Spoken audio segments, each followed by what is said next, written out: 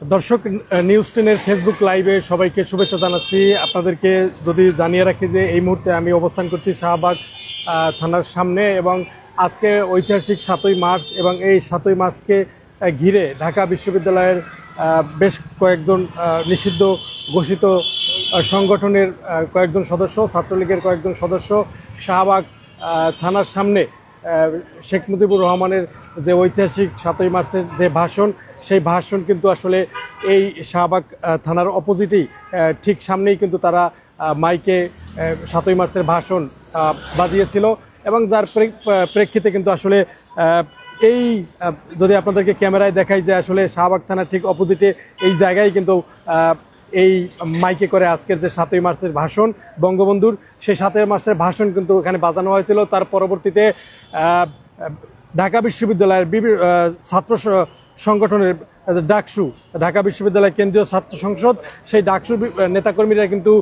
এখানে আসে, এবং পরবর্তীতে কিন্তু মাইকে 7ই মার্চের যে ভাষণ, সেই ভাষণ যারা বাজিয়েছিল সেখানে ছাত্রলীগপন্থী কয়েকজন এবং ছাত্রলীগের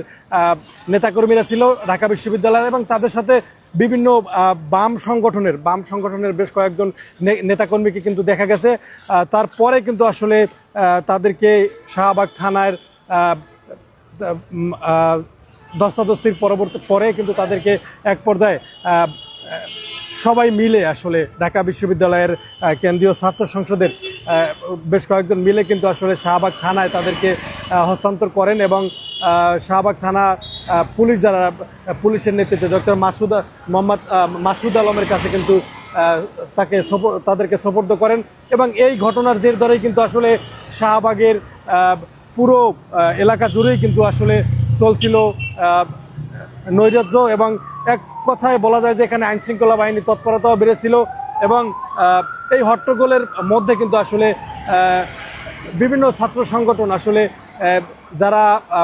বঙ্গবন্ধু শেখ মুজিবুর রহমানের ঐতিহাসিক যে 7ই মার্চের ভাষণ, সেই ভাষণ যারা বাজিয়েছিল, নিষিদ্ধ ঘোষিত ছাত্র লীগের যে সদস্য যারা রয়েছেন তারা, এবং পাশাপাশি তাদের সাথে বেশ কয়েকজন বাম সংগঠনের নেতাকর্মীরা কিন্তু যুক্ত ছিল, তাদেরকেও কিন্তু এই একই সাথে তাদের উপরে কিন্তু পরবর্তীতে আসলে এই 7ই মার্চের ভাষণ বাজানোকে কেন্দ্র করে ধস্তাধস্তি হয়, হাতাহাতি হয়। তারপরে কিন্তু আসলে হাতাহাতি শেষে একটি নৈরাজ্যকর পরিস্থিতি তৈরি হয় আসলে এই ঢাকার শাহবাগ থানার ঠিক সামনেই, এবং পরবর্তীতে ডাকসু নেতারা আসলে এখানে মানববন্ধন করেন যে খুব দ্রুত 7ই মার্চের ভাষণ বাজানো নিষিদ্ধ ঘোষিত দল আওয়ামী লীগ এবং আওয়ামী লীগের অঙ্গ সংগঠন ছাত্রলীগ, তাদেরকে কিন্তু আসলে প্রতিহত করেছেন ঢাকা বিশ্ববিদ্যালয় কেন্দ্রীয় ছাত্র সংসদের নেতাকর্মীরা। এবং এই মুহূর্তে যদি আপনাদেরকে দেখাই যে ঢাকার এই শাহবাগ থানার ভিতরে কিন্তু আসলে নৈরাজ্যকর পরিস্থিতি এখনো ভিতরে চলছে। আইন শৃঙ্খলা বাহিনীর সদস্যদের নির্দেশে আমি শাহবাগ থানার ভিতরে প্রবেশ করতে পারছি না লাইভটি করার জন্য, যার কারণে শাহবাগ থানার ঠিক প্রধান ফটকের সামনে থেকে আপনাদের সাথে যুক্ত হয়েছি, এবং এখান থেকে দেখাচ্ছি যে আসলে আজকে নিষিদ্ধ ঘোষিত দল বাংলাদেশ আওয়ামী লীগ এবং আওয়ামী লীগের অঙ্গ সংগঠন ছাত্রলীগ, তারা কিন্তু 7ই মার্চের শেখ মুজিবুর রহমানের যে ঐতিহাসিক ভাষণ, সেই ভাষণ কিন্তু আসলে তারা এই শাহবাগ থানার অপোজিটেই বাজিয়েছিল, এবং তার পরবর্তী সময়ে আসলে ঢাকা বিশ্ববিদ্যালয় কেন্দ্রীয় ছাত্র সংসদ ডাকসুর নেতাকর্মীরা কিন্তু এখানে এসে তাদেরকে প্রতিহত করে, হাতাহাতির ঘটনা তাদের সাথে কিন্তু ঘটে, এবং এক পর্যায়ে কিন্তু তাদেরকে আসলে জোরপূর্বক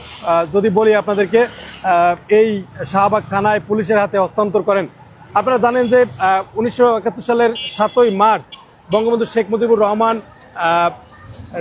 রেসকোর্স ময়দান, তৎকালীন বর্তমান সোহরাওয়ার্দী উদ্যানে লক্ষ লক্ষ জনসমুদ্রের মাঝে স্বাধীনতার যে ডাক দেন, কিন্তু তিনি তার সেই স্বাধীনতার ভাষণে কিন্তু আসলে এবারের সংগ্রাম, মুক্তির সংগ্রাম এবং বিভিন্নভাবে কিন্তু আসলে তিনি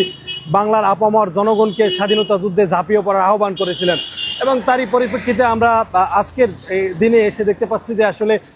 সেই 7ই মার্চের ভাষণকে কেন্দ্র করে এই মুহূর্তে আসলে শাহবাগ থানার সামনেই কিন্তু আজকে তারা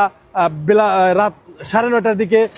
বঙ্গবন্ধুর যে ভাষণ, সেই ভাষণ কিন্তু তারা বাজিয়েছিল, এবং পরবর্তীতে কিন্তু তাদেরকে আসলে